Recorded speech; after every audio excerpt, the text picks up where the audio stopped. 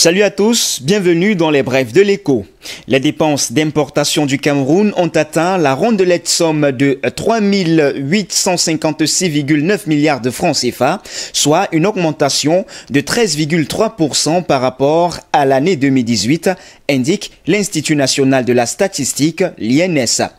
À en croire la même source, 6 produits ou groupes de produits ont englouti plus de 50% de cette enveloppe, soit plus de 1700 milliards de francs CFA. Il s'agit notamment des carburants et lubrifiants avec 18,8%, dont les importations se sont amplifiées après l'arrêt de la raffinerie à la Société nationale de raffinage, la Sonara, suite à l'incendie intervenu en mai 2019.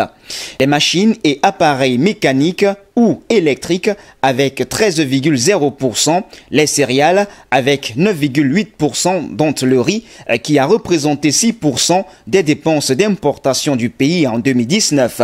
Viennent ensuite le blé avec 3,7%, les huiles brutes de pétrole avec 5,7%, importées avant l'incendie de la Sonara et dont une bonne partie de la cargaison a péri dans les flammes. Puis les véhicules automobiles et autres tracteurs avec 5,1%.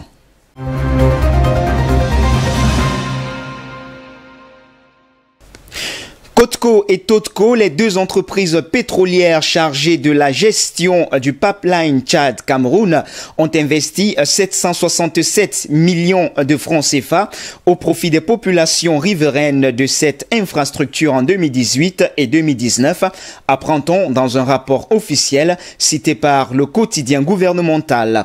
45% de ces investissements ont été orientés dans des activités socio-économiques confiées aux riverains. Il s'agit par exemple des opérations de désherbage et de dessouchage des arbres le long du linéaire du pipeline. Le reste de l'enveloppe a été investi dans des activités de préservation de la santé des populations le long du pipeline ou encore dans le secteur éducatif, avec notamment la remise des primes d'excellence aux élèves et l'équipement de certains établissements scolaires. Pour rappel, long de plus de 1000 km, le pipeline Tchad-Cameroun a généré au trésor public des revenus d'un montant de 36 milliards de francs CFA en 2019 au titre du droit de transit du brut tchadien sur le sol camerounais.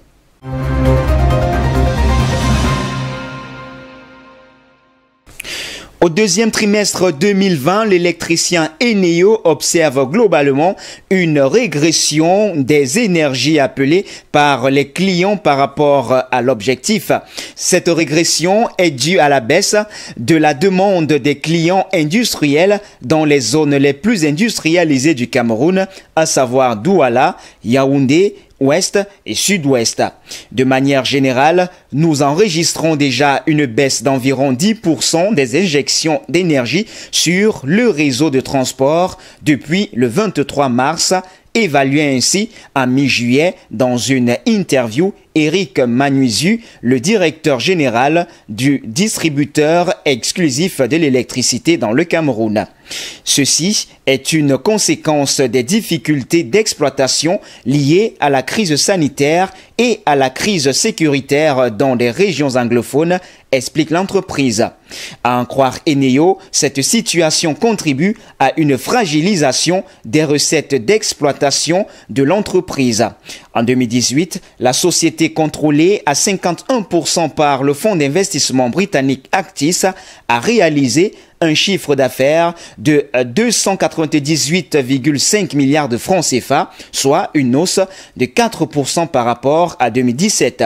Ce résultat a été soutenu par de solides ventes dans le domaine basse tension avec 167,3 milliards de francs CFA qui regroupe environ 60% de la clientèle de l'entreprise.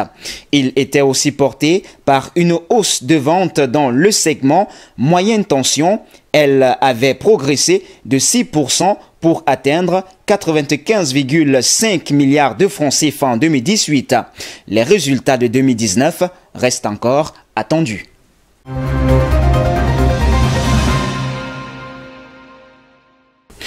Au cours d'un conseil d'administration tenu le 1er septembre 2020 dans la ville de Ngaoundéré, la capitale régionale de la Damawa, le Fonds spécial d'équipement et d'investissement intercommunal, en abrégé FECOM, sorte de banque des communes, a procédé à l'allègement de la dette des communes et des communautés urbaines. Bien que le montant global de cette dette n'a pas été révélé, le communiqué officiel ayant sanctionné les travaux du conseil d'administration du 1er septembre 2020 révèle que cet allègement est de 10%, exception faite des communes des régions de l'extrême nord, du nord-ouest et du sud-ouest qui feront l'objet d'un traitement particulier, apprend-on. En effet, ces trois régions en proie aux exactions de Boko Haram depuis 2013 d'une part et à une crise séparatiste depuis fin 2016 d'autre part, font face à une grande détérioration de leur tissu économique, ce qui entame gravement des recettes municipales. Pour certaines d'entre elles, qui éprouvent des difficultés de fonctionnement rédhibitoires en raison d'un surendettement devenu insoutenable, un allègement plus substantiel a été consenti, souligne ainsi le FECOM.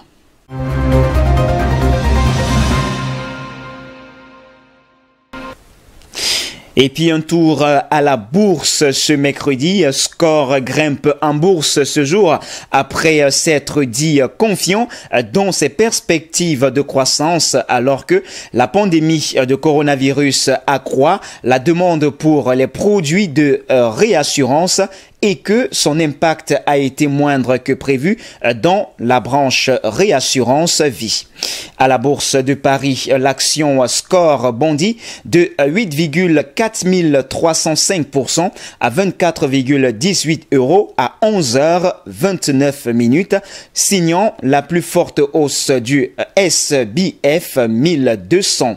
La pandémie du Covid-19 contribue à créer les conditions d'une croissance de la réassurance plus forte, assortie d'une dynamique tarifaire positive, a indiqué ainsi le rassureur dans un communiqué de presse à l'occasion de la tenue d'une journée investisseur. Score souligne notamment que les perspectives sont très favorables sur le marché de la réassurance de dommages et de responsabilité où l'amélioration tarifaire devrait être significative, généralisée et durable.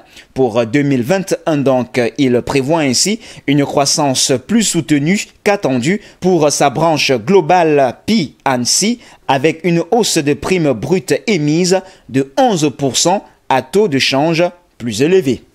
Eh bien, c'est tout pour les brèves de l'écho de ce jour. Mesdames, Mesdemoiselles et Messieurs, merci de nous avoir suivis. Les informations se poursuivent sur nos antennes d'IBS Télévision. Restez donc des nôtres naturellement.